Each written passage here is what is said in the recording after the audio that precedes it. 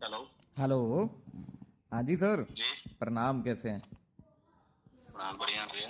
कन्नड़ बोल रहा हूँ, अभी बात हुई थी ना उनसे, जूही जी से, फिर आपको फ़ोन किया मैंने। जी, बताएं। अच्छा सर, इसमें अब मेरे को एक चीज़ आपसे, सिर्फ एक चीज़ जाननी है कि आपको पता ही है कि बातचीत चल रही है सारे मैटर ख़त्म करने की। हमें सिर्फ ये जानना है कि हमें आपकी मदद के बिना ये काम नहीं हो पाएगा। ये आपको भी पता है, हमें क्यों? भी पता है। क्योंकि अगर अगर सिर्फ कॉम्प्रोमाइज़ अगर 406(20) तक सीमित होता ना, फिर तो कॉम्प्रोमाइज़ होता और बात ख़त्म। पर जहाँ हाँ, 67, 68, 71 है, ये नॉन कंपाउंडेबल है, आपको भी पता है इसमें। हाँ, और 67, 68, 71 बढ़ती भी उस पे थी, वैभव पे। चलो किसी कारणवश अब काशिफ पे लगी और काशिफ अंदर चला गया। आज हमारी प्रायोरिटी ये है कि उसको बाहर निकालना है किसी तरीके। तो अब आपको भी पता है, मैं भी वकील हूँ, आप आई हो इस केस के, आपसे ज़्यादा जानकारी तो किसी को है नहीं। अब मैं सिर्फ इतना जानना चाहता हूँ कि जब कोर्ट में हम ये कहें कि हमारा समझौता हो गया है और हमारा कोई भी आपस में कोई द्वेष नहीं है, तो वहाँ कोर्ट आपसे ही पूछेगी कि भाई बाकी की धाराएं तो नॉन कंपाउंडेबल हैं। अब बताइए आईओ साहब, आप क्या कहना चाहते हैं? हमसे कुछ नहीं पूछेगी कोर्ट। अरे पूछेगी पूछेगी जनाब। यहाँ की कोर्ट कुछ नहीं पूछेगी। हाँ, इस मैटर को ख़त्म कर देगी। मैटर भी तो नहीं खत्म होगा ना, यही तो हाँ, मैं कह रहा हूँ। अभी फिलहाल सिर्फ बेल होगी। ठीक है। अगर आप ऐसा कुछ करेंगे तो मैटर तो तब खत्म होगा जब आप लोग का फाइनल नहीं तो जो भी बेल होना होगा बेल होगा। बेल पे ये मुसीबत तो नहीं आएगी कि 467, 68, 71 वाली? नहीं, देखिए, बेल का मैं सीधा सीधा बता दे रहा हूँ। हम्म। हाँ, थोड़ा सा मुश्किल तो है यहाँ से, बेल लेकिन लेना नामुमकिन नहीं है। है। हाँ।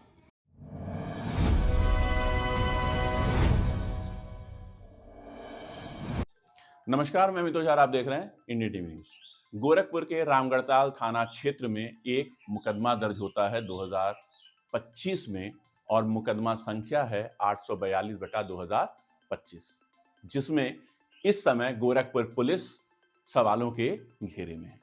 मुकदमा जिसने दर्ज कराया, वादनी का नाम जूही सिंह, जिनका ये आरोप है कि उन्होंने अपने पति के साथ मिलकर एक पार्क हॉस्पिटैलिटी नाम की एक संस्था जो है शुरू की, और उसके बाद इन्होंने फैशन टीवी के द्वारा एफ बार के नाम से एक जो है बार खोलने की कोशिश की, और उसमें वैभव मणि त्रिपाठी और कुछ और लोग जो है उसमें पार्टनर्स थे, जिसमें एक नाम करुणे शाही का भी आ रहा है, वो भी जो इसमें पार्टनर थे। लेकिन उसके बाद जूही सिंह का ये आरोप है कि उनको फ्रेंचाइजी मिली नहीं, बार कभी ओपन हुआ नहीं, और उनके साथ धोखा हो गया। लेकिन सबसे बड़ा सवाल यह है कि जो ये पूरा मुकदमा दर्ज है वो केवल जीरोक्स कॉपी पर दर्ज है जो उन्होंने उपलब्ध कराया है। वहीं जो दूसरी पार्टी है जिसके ऊपर मुकदमा दर्ज हुआ, उसका यह आरोप है कि ये पूरा जो जो डीड दी गई है वो पूरी की पूरी तरीके से डिजिटल तरीके से तैयार की गई है, और जो असली डीड है वो वादनी यानी कि जूही सिंह के पास ही है। और आपको ये भी बताते चलें कि इस मामले की विवेचना पहले आईओ राम सिंह कर रहे थे, लेकिन जूही सिंह उनके काम से खुश नहीं थी, क्योंकि वो उनके हिसाब से काम नहीं कर रहे थे। वहीं दबाव बनवाकर उन्होंने विवेचक को बदलवाया और उसकी जगह पे नए विवेचक आशुतोष राय को इस केस पर लेकर आई।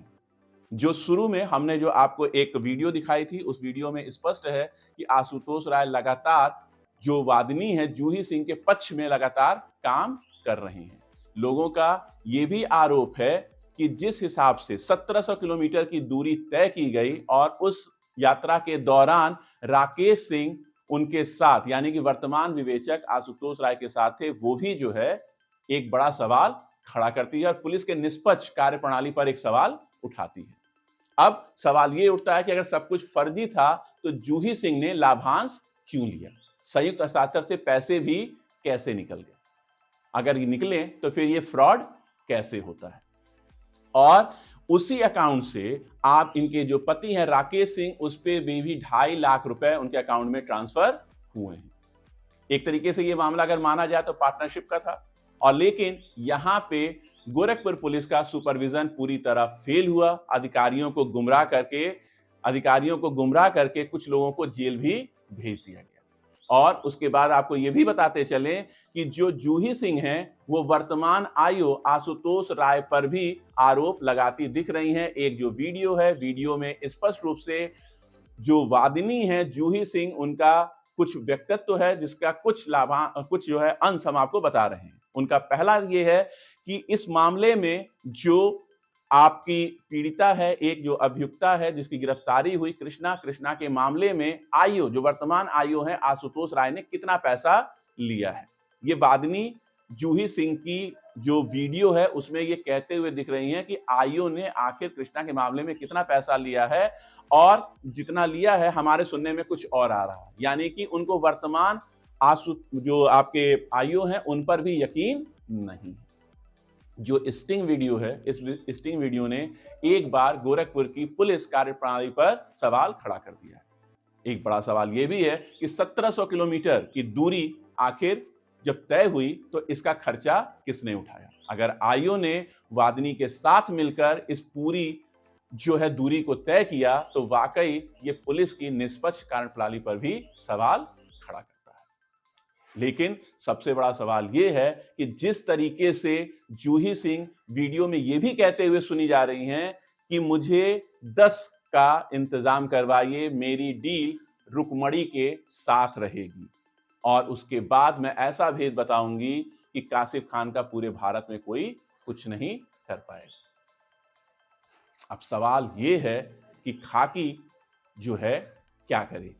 खाकी एक बार फिर से शर्मसार है और यह कहा जाता है कि ऊपर वाला जो बैठा हुआ है वहां पे लोगों के कर्मों का हिसाब चित्रगुप्त करते हैं, और यहां पुलिस विभाग में जो आईओ होता है, जो विवेचक होता है, वही जो है जो लिख दे उसी के हिसाब से ये सारा जो है केस चलता है।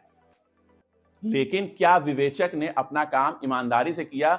और जब विवेचक ये खुद कहते हुए पाए जा रहे हैं कि भाई जज जो है कोर्ट में कुछ नहीं पूछेगा, और जो जूही सिंह के पति हैं राकेश सिंह, उनका यहां तक कहना है कि पुलिस, जज और वकील सबको वो मैनेज कर लेंगे और सबको मैनेज करने में पैसा लगेगा। सूत्र यहां तक बताते हैं कि इस मामले में अभी तक जूही सिंह और राकेश सिंह ने लगभग 50 लाख रुपए भी प्राप्त कर लिए हैं और पैसे के लिए लगातार दबाव बनाया जा रहा है। सवाल यह है कि जब एक एसएसपी तक को, एक एसपी को जो भविष्य में एसएसपी भी बन सकता है, रगड़ने तक की बात कही जाती है, जो पूर्व हमारे गोरखपुर के एसपी सिटी थे अभिनव त्यागी, उनको रगड़ने की बात कही जा रही है, और ये सारा मामला जब सामने आ चुका है, जनता के सामने आ चुका है, तो उसके बाद अब पुलिस क्या करेगी? क्या पुलिस अपने सम्मान को बचाते हुए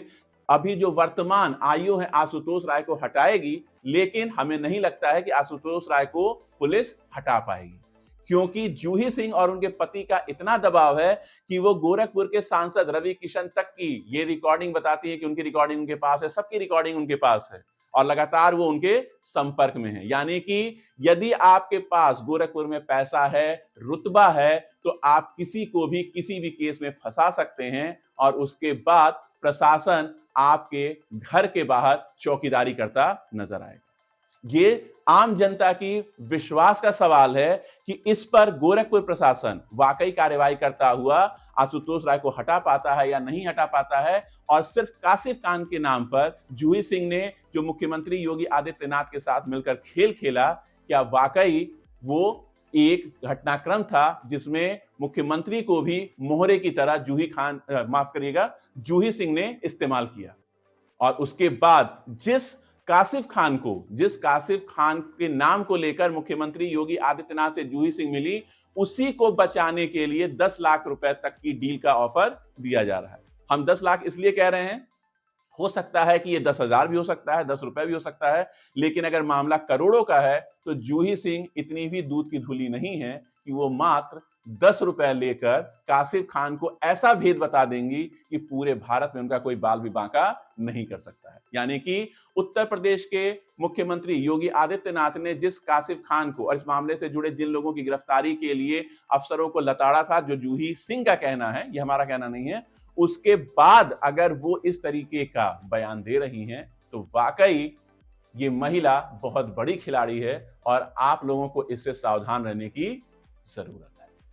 आज की खबर में फिलहाल सिर्फ इतना ही है, लेकिन खाकी एक बार फिर से शर्मसार हो रही है और ये वही रामगढ़ताल थाना है जो इससे पहले भी एक बार सुर्खियों में आ चुका है, जहां पे कानपुर के एक व्यापारी की एक होटल में मौत हुई थी। कार्रवाई उस समय हुई थी, लेकिन एक बार फिर से रामगढ़ताल थाना चर्चा में है, आईओ चर्चा में है, खाकी चर्चा में है, लेकिन जनता ये सवाल पूछ रही है कि क्या विवेचक ही अगर बिक जाए तो इंसाफ कैसे होगा?